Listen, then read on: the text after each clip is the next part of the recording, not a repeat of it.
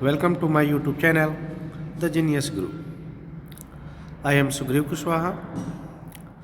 मैं इंटरमीडिएट का poetry section का सीरीज चला रहा हूँ, जिसमें पिछले वीडियो में मैंने आपको my mother at 66 composed by Kamala Das के इम्पोर्टेंट स्टेंजा और पोएटिक डिवाइस बताए थे. आज हम दूसरे चैप्टर पर चलने वाले हैं, तो चलिए बिना देरी किए हुए शुरू करते हैं नेक्स्ट लेसन. हमारा जो दूसरा लेसन है इसका नाम है कीपिंग क्वाइट और इसके राइटर पेब्लो नेरूदा. आइए इसके इम्पोर्टेंट स्टेंजा समझते हैं. पहला स्टेंजा है, कभी पेब्लो नेरूदा कह रहे हैं, नाउ अब वी विल काउंट, अब हम गिनती करेंगे, टू 12 तक की. अब हम 12 तक की गिनती करेंगे, ठीक है ना. आखिर 12 तक की गिनती क्यों करेंगे? शायद यहाँ जो 12 है सिम्बोलाइज किया गया है 12 आवर्स को या 12 मंथ्स को, 12 घंटे दिन के या 12 महीने को सिम्बोलाइज किया गया है. कभी कह रहा है कि अब हम 12 तक की गिनती करेंगे एंड और we will all keep still, और हम सभी शांत हो जाएंगे, एकदम चुप हो जाएंगे. फॉर वंस, केवल एक बार के लिए, ऑन द फेस, चेहरे पर, यहाँ चेहरे का मतलब है सतह पर, ठीक है ना. केवल एक बार के लिए सतह पर शांत हो जाएंगे, ऑफ द अर्थ, पृथ्वी के. हम 12 तक की गिनती करेंगे और हम सभी एक साथ केवल एक बार के लिए पृथ्वी के सतह पर, पृथ्वी के धरातल पर शांत हो जाएंगे. Let us not speak in any language, हम किसी भी भाषा में ना बोलें, चाहे हम जो भी भाषा बोलते हो, हिंदी, अंग्रेजी, उर्दू, पंजाबी, तेलुगु, फ्रेंच, चीनी, जापानी, जो भी भाषा, हम किसी भी भाषा में ना बोलें.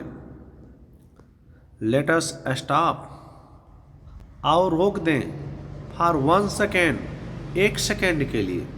आओ हम अपने कार्यों को, अपने बातचीत को, अपने आवाज़ को 1 सेकेंड के लिए रोक दें. एंड और नॉट मूव आवर आर्म्स, और अपने हाथों को न चलाएं, सो मच, तनिक भी, और अपने हाथों को तनिक भी न चलाएं. यह हमारा स्टेंजा है दूसरे चैप्टर का, जो काफ़ी इम्पोर्टेंट है. आइए इसके पोएटिक डिवाइस समझ लेते हैं. सबसे पहले जान लीजिए वी विल, इसमें एलिट्रेशन है. एलिट्रेशन को हम हिंदी में कहते हैं अनुप्रास अलंकार, जहाँ वर्ण की आवृत्ति बार बार होती है, ठीक है ना. कंसोनेंट लेटर की स्टार्ट में जो है रिपीटेशन होता है, तो एलिट्रेशन होता है. जैसे वी विल, यहाँ डब्लू जो है रिपीट की गई है, अतः एलिट्रेशन है. देखिए अब कह रहा है एक, यहाँ समझ लीजिए, and not move our arms so much, अपने हाथों को तनिक भी न हिलाए. इस और आर्म्स, यहाँ जो है एक अलंकार है, हालांकि यह हमारे सिलेबस में नहीं है, इसको हम बोलते हैं पन, हिंदी में कहते हैं श्लेष अलंकार.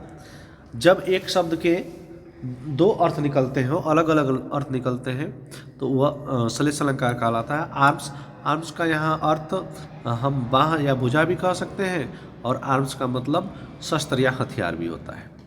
ओके, अब देखिए अब कह रहा है on the face of earth, on the face of earth, पृथ्वी के धरातल पर. यहाँ फेस का मतलब जो है चेहरा नहीं, धरातल, यानी कि यहाँ चेहरे की तुलना किससे की गई है, तो धरातल से की गई है, और बिना एज लाइक सो का प्रयोग किए गए, ठीक है ना. तो जहाँ कंपैरिजन हो लेकिन बिना एज लाइक सो का प्रयोग ना किया गया हो, वहाँ मेटाफर होता है. ओके, तो इस पंक्ति में, किस पंक्ति में, for once on the face of the earth में मेटाफर का प्रयोग किया गया है. यह पहला स्टेंजा था. चलिए बढ़ते हैं दूसरे स्टेंजा की ओर. अगला स्टेंजा है, those way who prepare green wars, जो हरित क्रांति की तैयारी करते हैं. हरित क्रांति का तात्पर्य यहाँ है पेड़ों को काटने की. ठीक है ना। वार्स विद गैस, जो गैस से युद्ध करते हैं। वार्स विद फायर, जो आग से युद्ध करते हैं। ठीक है। विक्ट्री, जीत तो जाते हैं, विद नो सर्वाइवर्स, बिना उत्तरजीवियों के। देखिए कबीर ने बहुत अच्छी बात कहा है, कह रहा है कि वे लोग जो हरित क्रांति करते हैं, यानी कि हरे भरे जंगलों को काटते हैं।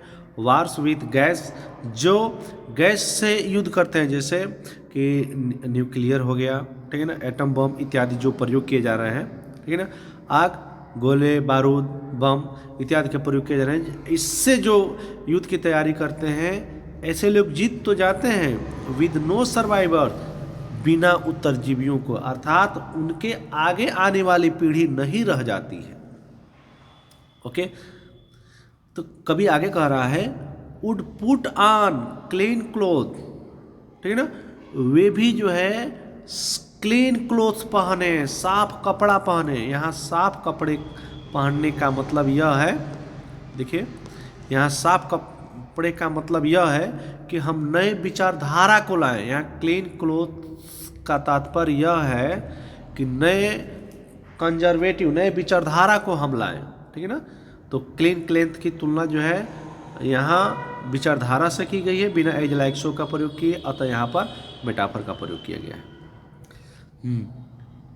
तो वे लोग भी जो हरित क्रांति की तैयारी करते हैं, गैस से युद्ध की तैयारी करते हैं, आग से युद्ध की तैयारी करते हैं, वे लोग भी जो है साफ कपड़े पहने, यानी कि अब नए विचारधारा को अपनाएं, युद्ध वे छोड़ें।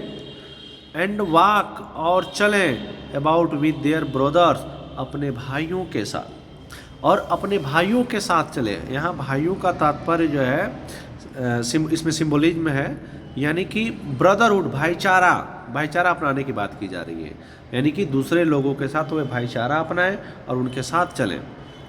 कहाँ चलें? इन द शेड, छाया में चले, डूइंग नथिंग, कुछ नहीं करते हुए, और कुछ नहीं करते हुए छाया में चले। यहाँ छाया का मतलब यह है कि सुरक्षा में, प्रोटेक्शन में चले। इससे पता चलता है इस पंक्ति में, किस पंक्ति में? इन द शेड में एक पोएटिक डिवाइस है, और पोएटिक डिवाइस क्या है? In the shade doing nothing, कुछ न करते हुए छाया में चले, यानी कि वे सुरक्षित एरिया में चले, सुरक्षित एरिया में रहें, यानी कि शेड की तुलना यहाँ पर सेफ जोन से की गई है, अतः यहाँ मेटाफर का प्रयोग किया गया है। उम्मीद है कि यह स्टेंजा आपको बहुत समझ में आए होंगे, और यह स्टेंजा काफ़ी इम्पोर्टेंट है। इसी से रिलेटेड जो है कुछ सवाल इधर उधर आ जाएंगे, लेकिन अगर पोएटिक डिवाइस आता है तो यही आपको पहचानने होंगे। उम्मीद है कि आप आराम से पहचान लेंगे। आगे बढ़ते हैं अगले स्टेंजा की ओर। हमारा अगला स्टेंजा है तीसरा, कह रहा है, परहैप्स, शायद, the earth can teach us, शायद पृथ्वी हमें सिखा सकती है। यहाँ पृथ्वी का तात्पर्य जो है किससे है? हमारा वातावरण से है, ठीक है ना, प्रकृति से है। शायद प्रकृति हमें सिखा सकती है। अब यहाँ देखिएगा, ध्यान दीजिएगा, इस पंक्ति में जो है सबसे पहले अगर ध्यान दिया जाए, यहाँ अर्थ का मतलब है प्रकृति, ठीक है ना, यानी कि पृथ्वी की तुलना किससे कर दी गई? प्रकृति से कर दी गई। तो एक तो मेटाफोर हो जाएगा, और दूसरे एक और बात कही जा रही है कि perhaps earth can teach us, शायद प्रकृति हमें सिखा सकती है। और चूंकि पढ़ाने काम, सिखाने काम कोई सजीव करता है, कोई मानव करता है, यहाँ सिखाने काम कौन कर रहा है? पृथ्वी, यानी कि इसको पर्सोनिफाइड किया गया है, और पर्सोनिफाइड किया गया तो इसमें पर्सोनिफिकेशन है। आगे बढ़ते हैं। शायद पृथ्वी हमें सिखा सकती है, क्या सिखा सकती है? एज व्हेन, जब, एवरीथिंग सीम्स डेड, जब प्रत्येक चीज मरा हुआ यानी कि सूखा प्रतीत होता है, एंड लेटर, और बाद में, प्रूव टू बी एलिव, जीवित होना सिद्ध होता है। कहने का तात्पर्य है कि आप देखे होंगे कभी अपने यहाँ गर्मी के मौसम में हर जगह जो घासें सूख जाती हैं, कई जगह तो पेड़ भी एकदम सूख जाते हैं, लेकिन जो ही बारिश का मौसम आता है फिर हरे भरे हो जाते हैं, ठीक है ना। तो कवि का कहने का तात्पर्य यह है कि हम भी जो है कुछ देर के लिए शांत रहें, और उसके बाद से जो हम काम शुरू करें पूरे लगन से और मेहनत से करें। आगे है, नाउ, अब, I will count up to 12, अब मैं 12 तक की गिनती करूँगा एंड और यू कीप क्वाइट, और आप शांत हो जाएंगे, एंड आई विल गो, और मैं चला जाऊँगा। उम्मीद है कि बहुत अच्छा समझ में आया होगा। इसके पोएटिक डिवाइस मैंने बता ही दिया, फिर भी एक बार देख लेते हैं। यह लाइन देखिए, perhaps the earth can teach us, शायद पृथ्वी हमें सिखा सकती है। यहाँ पृथ्वी के तात्पर्य प्रकृति, ठीक है ना। और यहाँ प्रकृति को यानी कि अर्थ को पर्सनिफाइड किया गया, अतः इसमें पर्सनिफिकेशन का प्रयोग किया गया है। उम्मीद है कि यह स्टेंजा आपको बहुत अच्छा समझ में आया होगा।